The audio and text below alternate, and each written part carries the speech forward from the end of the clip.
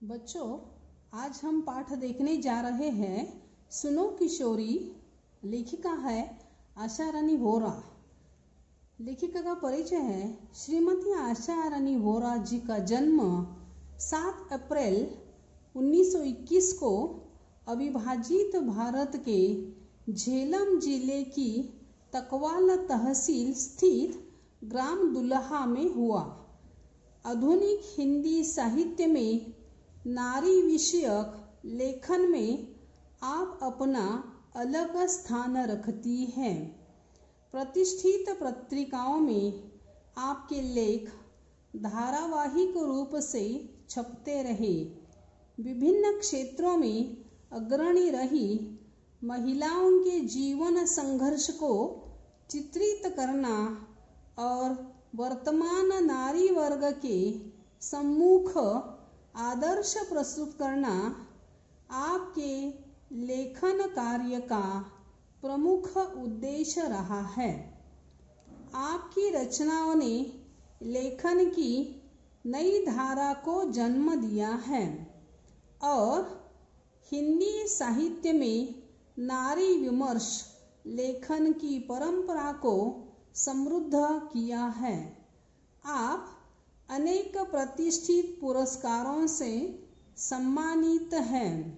आपका निधन 2009 में हुआ। आपकी कृतियाँ भारत की प्रथम महिलाएं, स्वतंत्रता सेनानी लेखिकाएं, क्रांतिकारी किशोरी, स्वाधीनता सेनानी, लेखन पत्रकार आदि। लेखिका ने अपनी इस नवीनतम पत्र शैली में किशोरियों की शंकाओं, प्रश्नों एवं दुश्चिंताओं का समाधान एक माँ, अंतरंग सहेली और मार्गदर्शिका के रूप में किया है। किशोरियों के हृदय में झांक कर मित्रवत उन्हें उचित अनुचित, करणीय अकरणीय का बोध कराया है। हमारे देश की नई पीढ़ी पश्चिमी देशों से आ रहे मूल्यों और संस्कारों का अंधानुकरण करती जा रही है। हमारे देश की संस्कृति और परंपराओं को कालबाह्य और त्याज्य मानकर उनकी अवहेलना कर रही है। आत्मनिर्भर हो जाने से युवक युवतियों का जीवन के प्रति बदला दृष्टिकोण, विवेकहीनता और जल्दबाजी में लिया जाने वाला निर्णय नई पीढ़ी का जीवन सौंदर्य नष्ट कर रहा है। लेखिका के अनुसार नए मूल्यों को भारतीय संस्कृति, परंपराओं और संस्कारों की भूमि पर उतारकर स्वीकारना होगा। पेज नंबर 41 बच्चों, किताब की ओर ध्यान दीजिए। सुनो सुगंधा, तुम्हारा पत्र पाकर खुशी हुई। लेखिका ने अपने बेटी को सुगंधा को पत्र लिखा हुआ है और कहती है, तुम्हारा पत्र पाकर खुशी हुई। तुमने दो तरफा अधिकार की बात उठाई है, यानी तुमने क्या किया है, दोनों तरफ से बात करने की कोशिश की है, वह पसंद आई। लेखिका कहती है, तुमने दो तरफा जो अधिकार की बात कही है वह बात मुझे पसंद आई।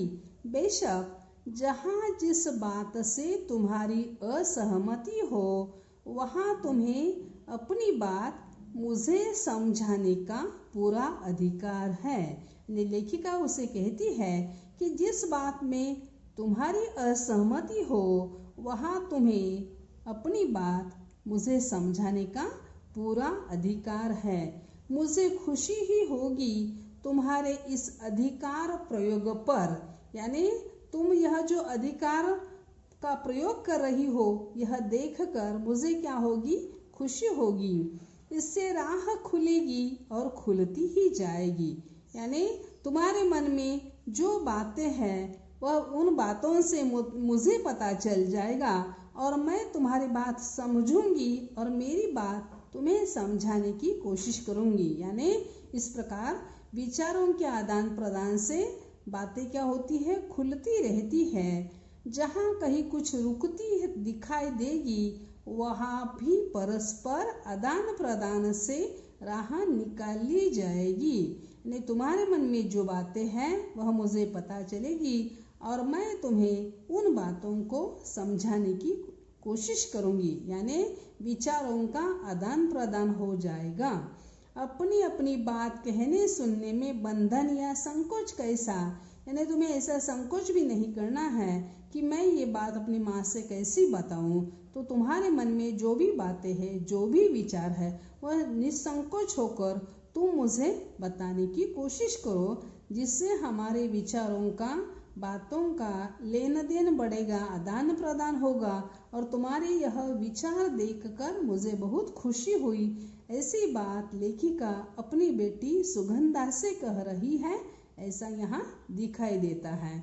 मैंने तो अधिकार की बात यूँ पूछी थी कि मैं उस बेटी की माँ हूँ जो जीवन में ऊंचा उठने के लिए बड़े ऊंचे सपने देखा करती है। आकाश में अपने छोटे छोटे डायनो पंख को चौड़े फैलाकर। यानी लेखिका कहती है कि मैंने अधिकार की बात पूछी थी क्योंकि मेरी बेटी जो है, मैं उसकी माँ हूँ और मेरी बेटी जो जीवन में ऊंचा उठने के लिए बड़े बड़े सपने देखती है और उन सपनों को पूरा करने की कोशिश कर रही है। मुझे खुशी है इस बात की, लेकिन उसे वास्तविकता का एहसास दिलाना भी मेरा फर्ज है। धरती से बहुत ऊंचाई में फैले इन डेनों को यथार्थ से दूर समझकर भी मैं काटना नहीं चाहती। यानी मेरी बेटी सपने देख रही है और उन सपनों को पूरा करने की कोशिश कर रही है। तो धरती से बहुत ऊंचाई में वह अपने पंखों को फैलाना चाहती है, तो मैं उसे यथार्थ की बातें जो है वह समझाना चाहती हूँ, लेकिन उसके बातों को या सपनों को मैं काटना नहीं चाहती। हकीकत से उसे मैं हकीकत का एहसास दिलाने की कोशिश कर रही हूँ। केवल उनकी डोर मजबूत करना चाहती हूँ कि अपनी किसी ऊंची उड़ान में वे लड़खड़ा न जाए। यानी मैं अपनी बेटी को वास्तविकता का एहसास दिलाना चाहती हूँ और उसकी डोर मजबूत करना चाहती हूँ, क्योंकि ऐसी उड़ान भरते हुए वह लड़खड़ा न जाए। इसलिए कहना चाहती हूँ कि उड़ो बेटी उड़ो, पर धरती पर निगाह रखकर। यानी मैं अपनी बेटी को प्रोत्साहित करना चाहती हूँ, आगे बढ़ने के लिए उसे और प्रोत्साहित करना चाहती हूँ, लेकिन उसे वास्तविकता का एहसास दिलाने की कोशिश कर रही हूँ। कहीं ऐसा न हो कि धरती से जुड़े डोर कट जाए और किसी अनजाने अवांछित स्थल पर गिरकर डैने छल विक्षत हो जाए। यानी यहाँ लेखिका कहना चाहती है कि मैं अपनी बेटी को एहसास दिलाना चाहती हूँ वास्तविकता का, जिसके ज़रिए अगर कुछ गलती हो गई तो वह धरती पर ऊपर से नीचे न आ जाए। यानी उसकी डोर मजबूत करना चाहती हूँ, कहीं ऐसा न हो जाए कि वह क्षत विक्षत हो जाए, धरती पर आ जाए, और इसलिए मैं उसे एहसास दिलाना चाहती हूँ। ऐसा नहीं होगा क्योंकि तुम एक समझदार लड़की हो, फिर भी सावधानी तो अपेक्षित है ही। लेकिन बेटी से वह कहती है कि तुम सावधान हो, समझदार हो, मुझे इस बात का एहसास है, लेकिन आकाश में उड़ान भरते हुए कहीं तुम्हारी डैने क्षत विक्षत न हो जाए, और इसलिए मैं तुम्हें वास्तविकता का एहसास दिलाने की कोशिश कर रही हूँ। ऐसा लेखिका अपनी बेटी को पत्र में लिखती है। ऐसा दिखाई देता है। यह सावधानी का ही संकेत है कि निगाह धरती पर रखकर उड़ान भरो, यानी चाहे जितने सपने देखो उसे पूरा करने की कोशिश करो, लेकिन हमेशा निगाह कैसी होनी चाहिए, धरती पर होनी चाहिए और उड़ान भरनी है। लेकिन वास्तविकता का एहसास रखते हुए ही जीवन में आगे बढ़ना है। उस धरती पर जो तुम्हारा आधार है, उसमें तुम्हारे परिवेश का, तुम्हारे संस्कार का, तुम्हारी सांस्कृतिक परंपरा का, तुम्हारी सामर्थ्य का भी आधार जुड़ा होना चाहिए। यानी आगे बढ़ना है तुम्हें, लेकिन तुम्हारा परिवेश और संस्कार का, संस्कृति परंपरा का तुम्हें एहसास होना चाहिए, और तभी तुम्हारे भीतर सामर्थ्य भी आ सकता है। अब पूरी संस्कृति अपनी अगर जानती होगी तो आगे बढ़ने में तुम्हें और भी सामर्थ्य मिलेगा, आगे बढ़ना आसान हो जाएगा।